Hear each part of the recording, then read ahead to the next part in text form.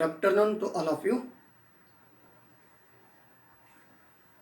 Last लेक्चरला आपण uniform circular motion याच्याबद्दल पाहिलेलं होतं. आज आपल्याला पाहायचं आहे determining the direction of velocity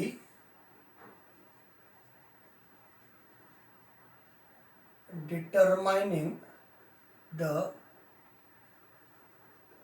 direction of velocity determine the direction of velocity in uniform circular motion. In uniform circular motion. चला ओके. काय आहे डिटर्मिनेशन किंवा determining the direction of velocity. कोणाची वेलॉसिटी बघायचं आहे ते आपल्याला पाहायचं आहे. डिटरमाइन करायचं आहे वेलॉसिटीच्या डायरेक्शनचं डिटर्मिनेशन करायचं आहे. कुठं पण इन युनिफॉर्म सर्क्युलर मोशन. लक्षात येते बघा, इन युनिफॉर्म सर्क्युलर मोशन. आता काळजीपूर्वक पहा, या सगळ्या कन्सेप्ट व्यवस्थित पहा. मी तुम्हाला सिस्टमॅटिकली सांगतो आहे. काय पहा, डायरेक्शन वेलॉसिटीचं डायरेक्शन युनिफॉर्म सर्क्युलर मोशन मध्ये. मग पहा, आपण काय करू, एक रोटेटिंग डिस्क घेऊ. ओके, जास्तच बेंड झाले. ही रोटेटिंग डिस्क आहे, क्लिअर. आणि या रोटेटिंग डिस्कच्या सेंटरला आपण एक 5 रुपयाचा कॉइन ठेवला. 5 रुपीचा कॉइन सेंटरला एकदम. आणि या रोटेटिंग जे डिस्कचं जे डायरेक्शन आहे, मोशन ऑफ डायरेक्शन, या डायरेक्शननी मोटिव्ह आहे, but speed is very slow. Speed कसा आहे, अतिशय स्लो आहे. Got it. गोष्टी सगळ्या क्लिअर होतात का बघा. एक रोटेटिंग डिस्क घेतली आपण, लक्षात येते का, अशी फिरणारी एक तबकडी घेतली आणि त्या तबकडीच्या सेंटरला 5 रुपयाचा कॉइन ठेवला. आणि 5 रुपयाचा कॉइन ठेवल्यानंतर ती तबकडी अतिशय स्लोली फिरते आहे. जेव्हा ती स्लोली फिरणारी आहे, जेव्हा अतिशय स्लो फिरेल, त्यावेळेस हा कॉइन त्याच ठिकाणी असणार आहे. लक्षात येते, हा कॉइन कसा असणार आहे, त्याच ठिकाणी असणार आहे. कारण speed of the rotating disc is very slow. पण if the speed of the rotating disc goes on slightly increases, that time this coin is moves towards a particular direction and thrown away from that direction. And this motion or this velocity of the coin is a tangential path of the rotating disc, and this path is perpendicular to the radius. This path, बघा मुद्दा लक्षात येते का बघा. नाही आला तर मी सगळं सिस्टमॅटिकली सांगतो. समजा ही डिस्क जी आहे या डायरेक्शनने फिरते. एक प्लेट आहे, ती गोल गोल गोल गोल गोल गोल गोल गोल अशी फिरते आहे. डिस्क आहे, डिस्क प्लेट कळते तुम्हाला. त्या डिस्कच्या मध्यभागी जेव्हा आपण 5 रुपयाचा कॉइन ठेवला आणि ती डिस्क अतिशय स्लोली रोटेट होत असेल, तर 5 रुपयाचा कॉइन त्या जागेवर हलणार नाही. क्लिअर, हलणार नाही. थोडस स्पीड वाढला की 5 रुपयाच्या कॉइनचं डायरेक्शन चेंज होईल. आणखीन थोडंसं वाढला, थोडंसं बाजूला जाईल, जोरात झाला भरकन, हा जो आहे जर ज्या ठिकाणी मोशन मिळालं त्या डायरेक्शनने तो असा रोटेट होईल. हा 5चा कॉइन या डायरेक्शनने निघून जाईल. आणि ही जी वेलॉसिटी आहे या कॉइनची, ती वेलॉसिटी या डिस्कला टँजेन्शियल पाथमध्ये आहे. आणि ही वेलॉसिटी या सेंटरला, रेडियस ही या डायरेक्शन ऑफ वेलॉसिटीला परपेंडिक्युलर आहे. या डिस्कची रेडियस लक्षात येते का बघा.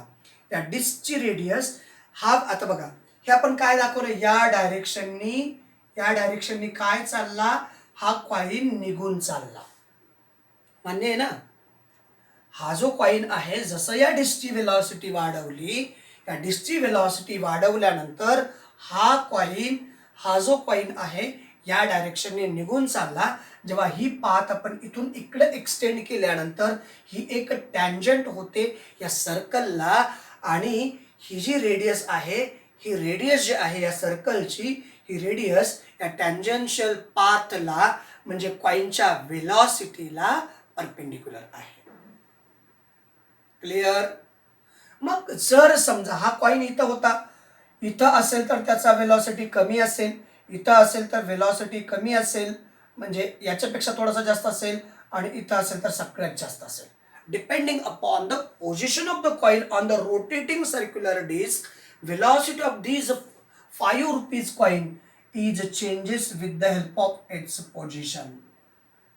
लक्षात येते की बघा, 5 रुपयाचा कॉइन सेंटरला होता, स्पीड कमी होती. 5 रुपयाचा कॉइन बाजूला ठेवला, त्याचा वेलॉसिटी कमी असेल, त्याच्यापेक्षा थोडासा लांब ठेवला, कारण का तर या सेंटर पासून इथं कमी फोर्स ऍक्ट होतो, या ठिकाणी जास्त फोर्स ऍक्ट होतो, या ठिकाणी लेस फोर्स ऍक्ट होतो, या ठिकाणी त्याच्यापेक्षा थोडासा ग्रेटर, आणि या ठिकाणी हायेस्ट फोर्स ऍक्ट होतो. त्याच्यामुळं भरकन या पद्धतीनं तो कॉईल बाजूला फेकला जातो.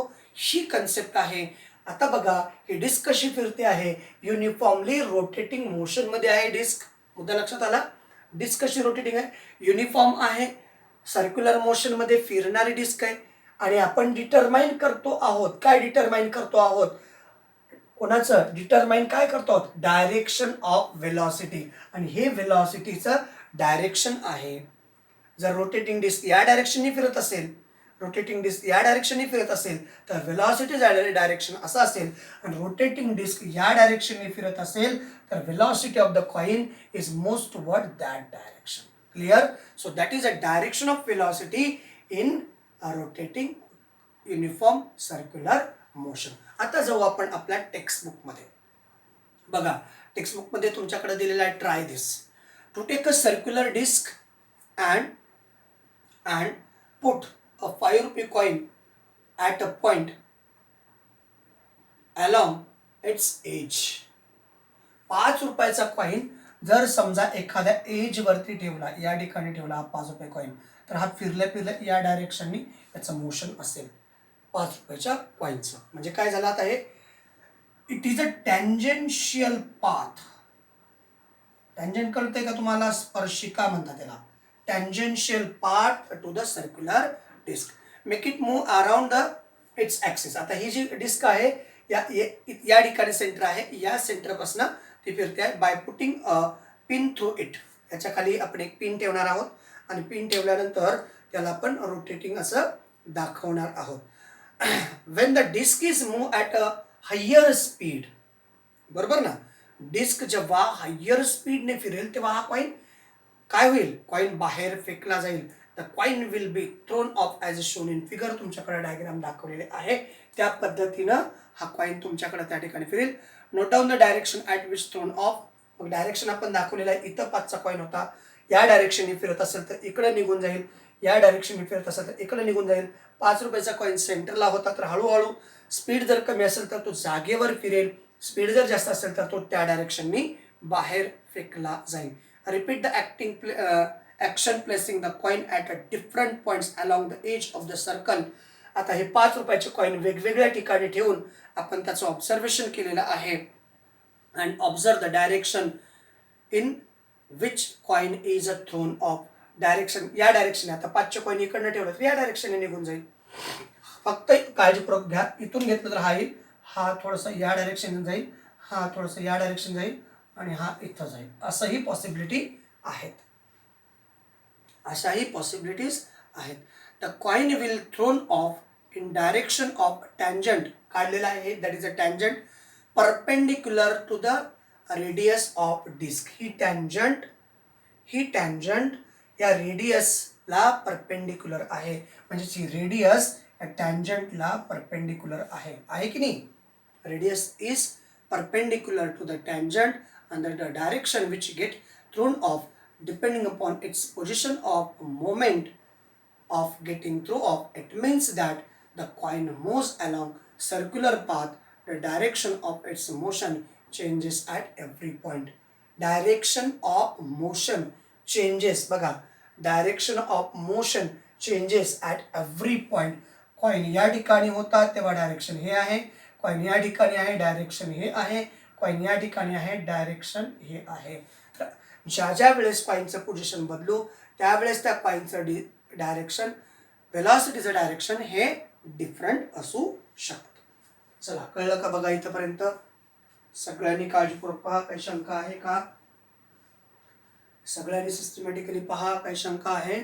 ओके, चला आपण पुढे जाऊयात आता.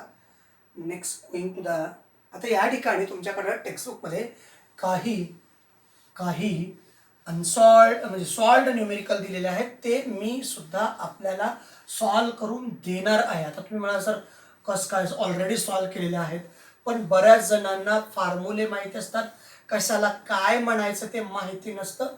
त्याच्यामुळं every question we have unsolved and solved question we have solve it. Question पहिला, and athlete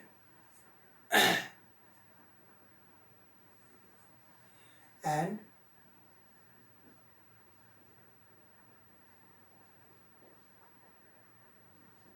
an athlete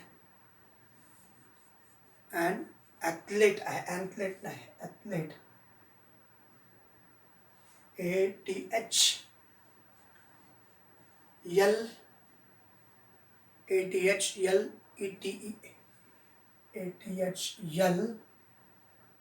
athlete, an athlete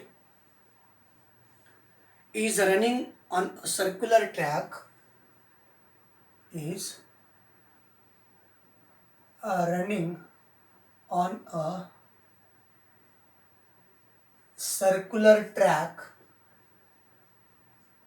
is running on a circular track. He run a distance of 400 meter. He run a distance of 400 meter in 25 second, in 25 second, आले इथपर्यंत? In 25 second, before returning to its original position, before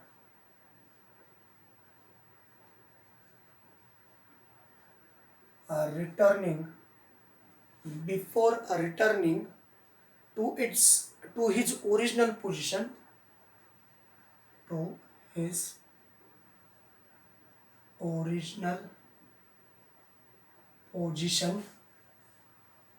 original position,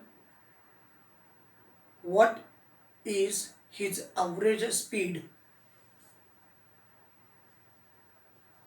What his average speed and velocity. आता या ठिकाणी average speed काढायचं आहे, speed and velocity. चला, या ठिकाणी आपण फॉर्म्युले मांडूत.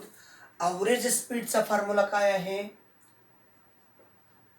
Average speed is equals to, speed म्हणल्यानंतर कशाशी रिलेटेड? डिस्टन्स, आणि velocity displacement. Average speed total distance travelled, total distance traveled by total time taken,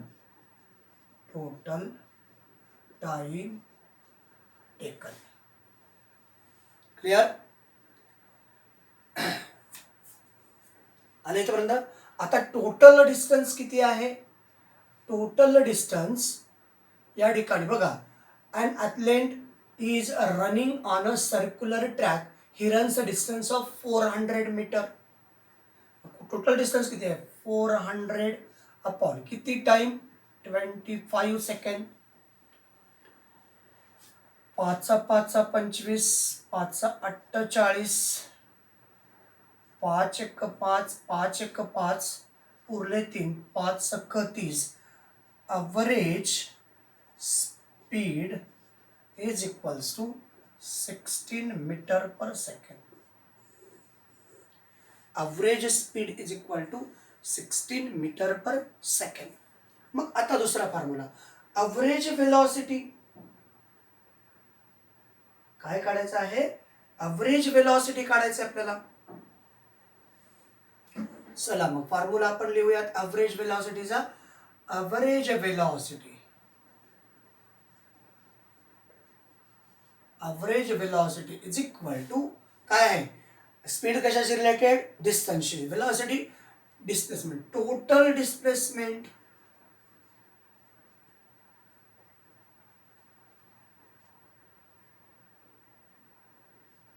total displacement upon total time, total time.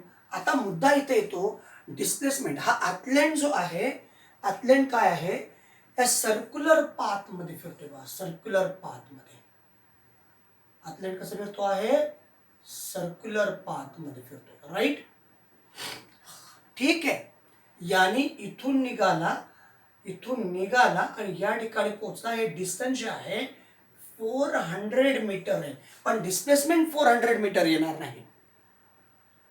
मग displacement किती येईल, 0 टाइम किती 25. Average velocity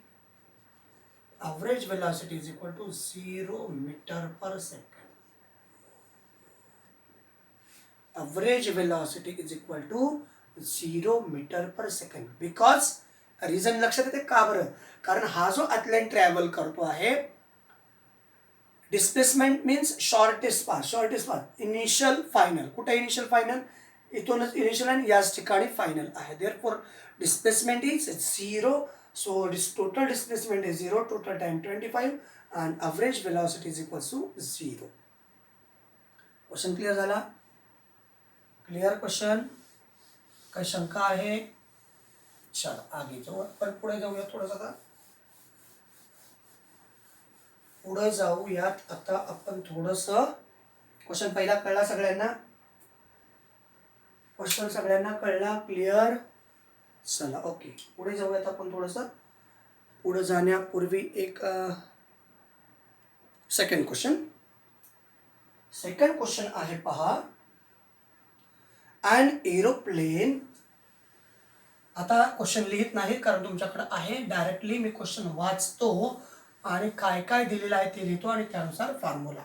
okay, पण already तुमच्याकडे question दिलेला आहे. क्वेश्चन सेकंड, अन aeroplane taxis म्हणजेच काय आहे, एरोप्लेनच आहे. एरोप्लेन टॅक्सीज म्हणजे प्रवासी एरोप्लेन आहे. On the runway for 30 second.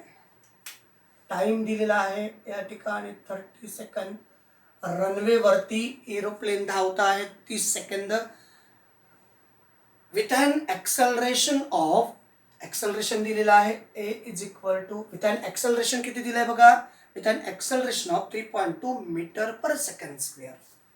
Acceleration दिलंय 3.2 metre per second square. Time कळला 30 सेकंड. एक्सेलरेशन दिलंय. बिफोर टेकिंग ऑफ म्हणजे टेकअप होण्याच्या अगोदर, बघा ही अशी धावपट्टी असते. हे आपलं एरोप्लेन चाललेलं आहे, हे चाललेलं आहे एरोप्लेन इथं, एरोप्लेन इथं आलं, असं हे आलं आणि इथून हे टेकअप झालं. म्हणजे एवढा वेळ हे एरोप्लेन, म्हणजे किती सेकंद, 30 सेकंद हे धावपट्टीवरती होतं एरोप्लेन. आणि मग हे एरोप्लेन या ठिकाणी हे टेकअप झालेलं आहे. हे एरोप्लेन या ठिकाणी टेकअप झालेलं आहे. मग आता त्यावेळेस त्याची ॲक्सेलरेशन किती होतं, 3.2 एवढं ॲक्सेलरेशन होतं. बिफोर टेकिंग ऑफ म्हणजे इथंपर्यंत त्याचं ॲक्सेलरेशन होतं 3.2 मीटर पर सेकंड. हे त्याचं ॲक्सेलरेशन होतं. मग पुढं काय विचारलंय, how much distance would it have covered on a runway. तर या रनवेवरती त्या एरोप्लेननी किती डिस्टन्स कव्हर केलेलं आहे. म्हणजे तुम्हाला इनडायरेक्टली इथून इथंपर्यंतचा ॲक्सेलरेशन कळालेलं आहे. म्हणजे ॲक्सेलरेशन इज इक्वल टू किती आला, 3.2. तुम्हाला इथून इथंपर्यंतचा डिस्टन्स काढायचा आहे. Distance is equal to ut plus half of 80 square. Initial या ठिकाणी काय थांबलेलं आहे. What is its initial velocity, initial velocity is equal to 0. Aeroplane which is on at a runway, it is a stationary position on runway, initial velocity of that aeroplane is 0. Clear? मग timing माहिती आहे तुम्हाला 30 second. T is equal to 30 second तिकडे लिहिलेलं आहे. बाकी ए दिलाय, T दिलेला आहे. ओके, सॉल्व करूयात आपण. S is equal to 0 into 30 plus 1.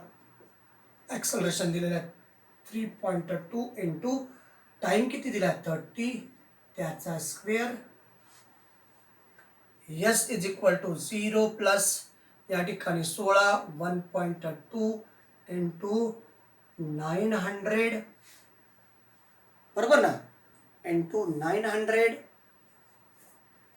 चलो ओके. मग आता 9ने मल्टिप्लाय करायचं आहे 160 ला. एस इज इक्वल टू हा डेसिमल पॉईंट कमी 0 कमी केला, इथला डेसिमल पॉईंट उडला. त्याच्यानंतर आहे 9 9 सक्क 54 ला 4 हातचा आले 5 9 1 9 आणि 5 14 आणि हा 0. So there is a how much distance, that is a metre. 1440 metre. Clear? म्हणजे इथून इथपर्यंत जेव्हा या एरोप्लेनचा ॲक्सलरेशन 3.2 मीटर पर सेकंद असेल तर त्याने टेकअप होण्या अगोदरपर्यंत 1440 मीटर डिस्टन्स कव्हर केलेलं आहे. आला का इथपर्यंत? ठीक आहे. बाकीचे तुम्ही प्रयत्न करा, बाकीच्या प्रश्न तुम्ही सोडवण्याचा प्रयत्न करा. फॉर्म्युले सगळे माहिती आहेत. आणि प्रश्न सोडवून मला टेलिग्रामला किंवा व्हॉट्सॲपला उद्याचं लेक्चर तुम्हाला येण्याच्या अगोदर पोचले पाहिजेत. उद्या लक्षात येतं बघा. तुम्हाला आणखीन क्वेश्चन तुमच्याकडे, मी सध्या 2 क्वेश्चन तुम्हाला सोडवून दिलेले आहेत. 2 क्वेश्चन तुम्हाला सोडवून दिलेले आहेत. बाकीचे जे काही क्वेश्चन आहेत 3 4 आणखीन 2 क्वेश्चन आहेत. तुम्ही स्वतः सोडवून पुस्तकातलं पाहून सोडवायचं नाही. फॉर्म्युला यूज करू शकता पुस्तकातला पाहून, टेक्स्टबुकमधला पाहून फॉर्म्युला तुम्ही यूज करू शकता. पण टेक्स्टबुकमधल्या जशाच्या तशा स्टेप तुम्ही त्या ठिकाणी मांडू नका. तुमच्या पद्धतीनं त्या ठिकाणी स्टेप्स आल्या पाहिजेत. आणि जो काही फॉर्म्युला तुम्ही यूज करता तो काय यूज केला त्याचं पण रिझन त्या ठिकाणी येणं अपेक्षित आहे. तर अशा प्रकारचे दिलेले 2 क्वेश्चन सॉल्व्ड आहेत. तुम्ही तुमच्या पद्धतीने सॉल्व करायचं आहे. आणि सॉल्व केल्यानंतर माझा व्हॉट्सअप नंबर आहे, माझा फोन नंबर हाच व्हॉट्सअप नंबर आहे. त्या नंबरवरती मला उद्याचा व्हिडिओ येण्या अगोदर ते राहिलेले 2 क्वेश्चन सॉल्व करून माझ्यापर्यंत पोचले पाहिजे. ओके, चला ठीक आहे. आज याच ठिकाणी आपण थांबूयात. थँक्यू. थँक्स.